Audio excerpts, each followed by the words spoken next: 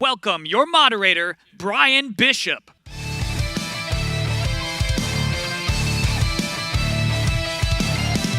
Hey everybody, thank you for coming out to Vader Immortal Discover the Dark Side. In 2016, when ILM X Lab announced that it was going to be making a VR series based around Darth Vader, as a Star Wars fan, I got really excited and I had a lot of questions, right?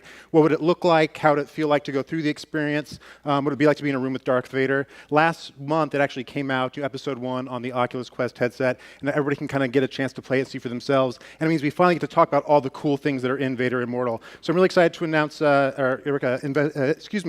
introduce our panelists here, narrative designer Mo and Leo.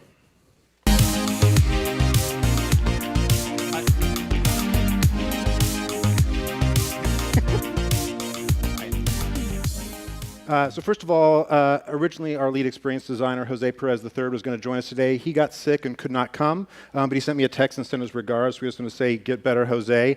But Moen, 3 years since Vader Immortal was first announced, episode 1 is out in the wild now. How do you feel having gotten this first episode out there now? I mean, it's just great that the reception has been really positive, and I think it's also nice to see that the Oculus Quest, which is the hardware that we first released this on, is really, people are really embracing this as a new VR headset, and I think it allows more people sort of to see our content, and it's nice to actually finally see people, you know, have it in their hands and experience it. Yeah. Now, how many people here in the audience have had a chance to play Vader Immortal thus far? Okay, cool. A couple. This is a good chance to show a trailer then so you have a taste of what we're going to be talking about. Can we roll that trailer? Trochę się smutno zrobiło, bo prawie nikt nie grał w to.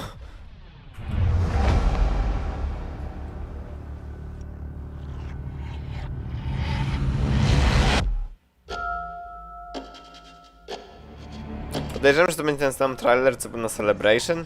Considerable inconvenience. In a moment, the lord of this monolith will give you a task, a word of advice. Do not anger Vader. Now that Vader's found you, he's in reach of enormous power. You must escape.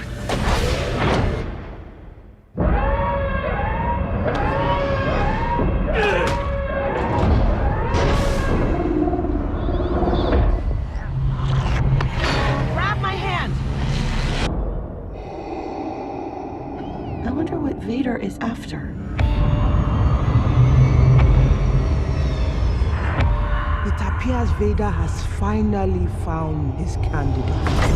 And our future is in your hands. Vader is here. You are the one I've been searching for. Do as I command.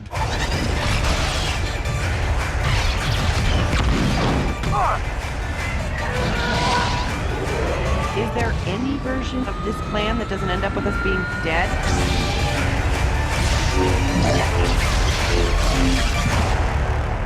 No to wygląda zajebiście. Ja jestem ciekaw, aż zobaczę ile kosztuje ten Oculus Quest.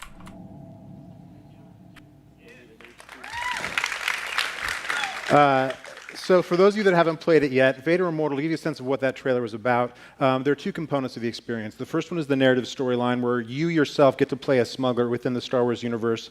You operate near Mustafar, you get pulled down to an Imperial facility there, and you come face to face where you have to work with Darth Vader himself. But there's another part of the experience that I myself have found myself playing a lot, and that's called the lightsaber. Kosztuje to generalnie 2000 zł, także drogo. Part of the story experience is basically you get to use a lightsaber, and I think people quickly realize that it's just a lot of fun. In the context of the story, though, we have to sort of progress on, and the lightsaber is just one of the things that you use to, you know, on your adventure there. But we really wanted to give people the opportunity to come back and basically play to their heart's content with the lightsaber, and so. There's this idea of basically a dojo where Vader trains, and you can basically just jump back to that. And to też zajebiste. No, Jezu, jakby u nas były takie salony VR-owe, gdzie by można było wskoczyć i sobie ponapierdalać mieczem świetlnym, jak to było... Yeah, and you're not joking with increasingly difficult. Like, I've spent way too much time playing level 40. My wife walked in and caught me playing myself. It was a very embarrassing moment. But anyway, I finally saw the level. That's what's important. But I'm curious, the lightsaber mechanic is such a big deal, like you said, about the story and the dojo itself. You know, what was that iteration process like in figuring out how you use a lightsaber in VR that feels like a Star Wars saber? Yeah, I mean, I think that was really one of the fun things that's unique about VR is that, you know, I love playing video games, but there's always this idea that you're basically just puppeteering a character that's on the screen, and there's a level of abstraction where you're pressing a button to do something. When you're in VR, you really do the actions, right? If you're striking, you know, with the lightsaber. If you're blocking, and I think everyone has sort of this lifelong fantasy, if you've grown up with Star Wars, of what that should feel like, what that should sound like, what it should look like, and so a lot of work has gone into making that as authentic as possible. Right. How big a part of that were the haptics? One thing you talk about that fantasy. As a kid playing Star Wars, I would always do the double-handed grip, and when I tried Immortal for the first time, it vibrates like you're holding a saber. You grab the second hand, it locks in as well, and also vibrates. How much experimentation went into that process and figuring out how it would handle? Yeah, I mean, I think there was a lot of iteration there, and that was one of the surprises that we found. That so many people, I think because they've always imagined what it would be like to hold a lightsaber, they instinctively just, do that pose. And so we had to basically account for that. We really wanted to let people sort of fight the way they always imagined that. Yeah, and what are there different types of interactions you do with the saber? You deflect bolts. You are fighting droids. What was the process of figuring out how those types of mechanics, I guess, would actually work? Right. I mean, we started out with certainly this idea of in A New Hope having that marksman droid that flies around that Luke first trains with, and that was sort of one of the things that we definitely wanted to have in there because people have always imagined what that would be like. But then we felt that lightsaber fighting wouldn't be complete if you can't have really blade on blade, a proper duel, and so that was a long iteration process. But I think we really ended up getting somewhere where you really feel like you're crossing sabers with an enemy. And one of the particularly fun things about the dojo is that you're not just fighting one enemy. As it progresses, you get multiple enemies at the same time, both flying drones and multiple bladed enemies. And you're really 360 all around you, dealing. No właśnie, jestem ciekaw, jak się czuje blokowanie, jak się czuje, wiecie, ciekawe. In my case, you feel terrible when you fail for many times in a row. But it really is impressive how it does feel like you're in that environment. Was that kind of, the sound design is such a big part of that, as you're talking about in terms of cueing, because that's what's making you turn around. Was that always part of the process? How did the sound design evolve over the course of the project? I mean, realizing that with VR, really, it's not just the visuals, but the sound is spatial as well, and you can really take advantage of that because you can hear an enemy behind you, and you can sort of locate what side he's on, where he's at, and then definitely because we work with Skywalker Sound, who also do all the sound effects on the movies. We really made sure that those also fulfill that Star Wars fantasy of what the saber itself sounds like when you light it up, when you move it around, and so. It's a big part. Sound is a huge part of VR. Right. And how does sound work in terms of just establishing people in a certain time and place of the environment of Vader's castle that you're exploring? Yeah, I mean it's a big part of sort of setting the atmosphere, and I think one of the fun things is also that we're in the context even of the dojo, allowing you to unlock sort of multiple environments, and each have kind of their own visual feel, their own audio. It's nice. I mean, you really get this sense of presence, of being there. Mm-hmm. So you mentioned starting with the Marksman H droid. Around how many different droid variations do you kind of unlock in the course of the dojo?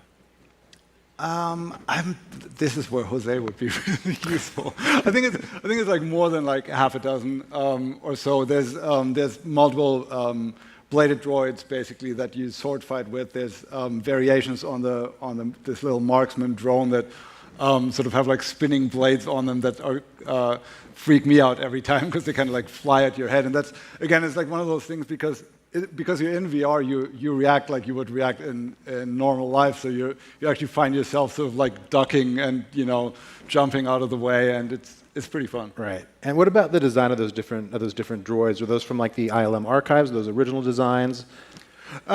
They're actually mostly the marksman is definitely very authentic to the original, and then Jose and our concept artists actually work out these variations. Imagining like what could sort of different levels of difficulty look like of like Imperial training droids that Vader might actually sort of have in his training dojo. And again, it's great because we're part of Industrial Light and Magic. We have access to the same concept artists that work on the movies to work on our experiences as well. Yeah, it's funny looking at how hard the droids get and the way they evolve. Like Vader is definitely a masochist, right? Like he does not make it easy on himself at all. And one other thing I wanted to talk about too, in terms of like different arenas, different things. As you go forward, you can unlock different crystals and actual different lightsabers. There's the lightsaber you get in the game, but can you talk us through like what those other unlockables are in the dojo? Yeah. So as you progress to the higher waves, basically the different kyber crystals, in the lore of Star Wars, they allow you to unlock the different color blades. So as you progress, you can choose your different blade color, and then there are also multiple hilts, which are based on hilts that you've seen in the movies that all sort of have a connection to Darth Vader. So like one of Anakin's earlier sabers in there, Obi-Wan's saber is in there. And what's really cool is we really put a lot of effort into making those look like beautiful and authentic, and drawing on the scans and the photos from the Lucasfilm archives. And it's a unique opportunity in VR because you can actually hold it in your hand and really like turn it around and inspect it. So it's cool. Yeah, the detail in those was crazy. I was looking at the Obi-Wan saber, and like the detail down to like one transistor having a washer and one not. It's insane levels of detail there. So you get to unlock this moment where you're playing like in Darth Vader's arena with Obi-Wan's lightsaber fighting these droids, and it's kind of really, it's a lot of fun. Yeah. Okay, there's one other thing I wanted to talk about here, Moen. This project came out for the Oculus Quest last month.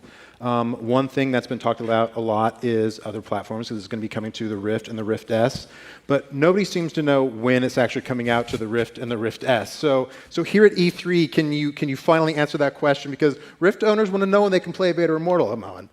Yes, so it's coming out on June 20th, so a week from tomorrow, I believe.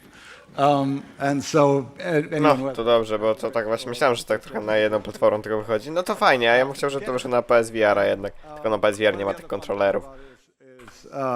We basically have cross-buy, so if you already have it on the Quest, you can download it for free on the Rift. If you get it on the Rift and you choose to get a Quest later, it'll be free. If you have it on one, you can play it on the other. Awesome. Now let's talk about the different versions. We've talked a lot about, as the product's coming out, about, why it's such a good fit for the Quest. But, what can people expect to see differently between, the Quest version and the Rift S? And right. So the Quest definitely has this nice thing of the mobility, of the freedom without a cable to spin around. But when we develop these experiences, we are developing them on high-end PCs, and we basically look at them on the Rift. We are using Unreal Engine, so we're really trying to push the cinematic quality of this as far as we can, even on the high-end PCs. And so what you'll see in the Rift and the Rift S is really the highest quality version of the experience visually that we have, and it looks beautiful. Gotcha. I'm excited to try it. I saw it originally on the Rift. I haven't tried it on the Rift S yet, but it's very, very cool. Now that we finally have that quest, the Rift question out of the way, I want to turn back up to the storyline for Vader Immortal. The narrative designer. What were the lessons that you kind of learned working on the narrative side of this project, and kind of what were the takeaways over that development period? Yeah, we really learned that. It's quite different telling a story, not just from in a movie, but VR is even different from regular games, and you really have to make the story about you at all times. Like you're the protagonist. Characters acknowledge you, look you in the eye, make you sort of the center of attention, and you try to design it in a way where you progress the story through your actions, through interacting with things. And again, not just through sort of like a game mechanic, but through intuitive actions where, you know, if you want to press a button, you reach out and press a button. If you open something, you open something. If you want to climb, you just reach up and start climbing. And we wanted to make sure that story and interaction are really sort of one and the same and happen at the same time. It's not like a back and forth of like gameplay and cinematics. Right. And for for the person that's going through the experience that's playing that lead character, I mean, what are those small, like, you know, those kind of like small, you know, movements you're talking about? How does that help ground them in the world better? I think there's something fun when you just have that curiosity and someone faces you with a problem and you go like, oh, I wonder if I can just grab this thing and pull it out, and oh, maybe if I turn this. And you start basically losing yourself in that virtual world because you can interact with it the way that you would interact with the real world, just instinctively. And I think that's a really unique opportunity with VR. Yeah, and let's talk about for a moment the very first scene. So I'm not spoiling anything plot-wise, because I think there's some things you do in that very first scene that kind of really kind of let you feel like you are living a Star Wars story yourself. Can you talk about the conception of that opening scene? Yeah, I mean, I think one of the first things we wanted to do is really just throw you in there and right from the first moment feel like you're in Star Wars. And so we basically put you at the helm of a bridge of a starship. You know, you're being attacked and you effectively have to jump to hyperspace. And just that feeling of basically moving the hyperspace lever and seeing the star streak is something that everyone just loves. No, to musi być zajebiste tylko. Awesome, that's why, yeah. You know, were there other versions of that where you kind of are going to get into the experience differently, or is that always kind of like the main idea? I think we started talking about a few different ideas, but it's really like surfacing sort of this fantasy that you have when you're, because a lot of people have always imagined what it would be like to be in Star Wars. You know, if you've watched the movies, you've always imagined that, but it's always been like on the other side of the screen. And so we really, once we give people the opportunity to be in Star Wars, we want to deliver on that as much as possible. And that's, you know, why we really try to have these iconic moments in there of you know, jumping to hyperspace, lighting a lightsaber, you know, interacting with the droids. So, yeah, it really comes together to make it really feel like you are a part of a Star Wars story. So, Episode 1, it's been about lightsabers, Lightsaber Dojo. Episode 2, I know nothing's been announced in terms of release date, anything like that yet, but one thing that has been teased a little bit is about, is at the end of the episode, Darth Vader mentions the Force. Can you talk at all about, you know, about that or how that could play into Episode 2? Or not, I don't know. I mean, I think it's again, it's such a huge part of everyone's Star Wars fantasy, and I think everyone sort of, again, who's watched the movies sort of at some point kind of reached out and pretended, what would it be like if I could, you know, move an object just, you know, with the power of my mind. And so the second episode will really lean into that and try to fulfill that fantasy of what it's like to be able to use the Force. Yeah, there's a lot of times when I was playing the dojo and I was like, it would be cool. It would be cool if I could use the Force a little bit here. Yeah, so that's very, very cool. We have a little bit of time for questions. Does anybody have any questions?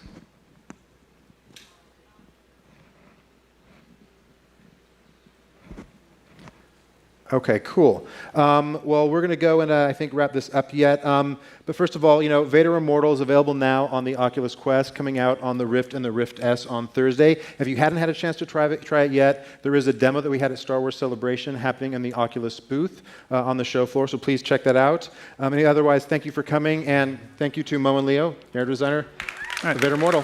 Thank you.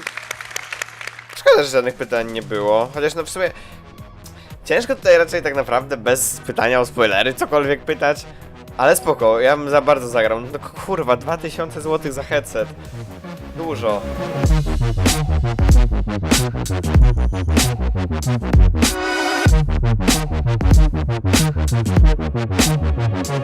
In my head.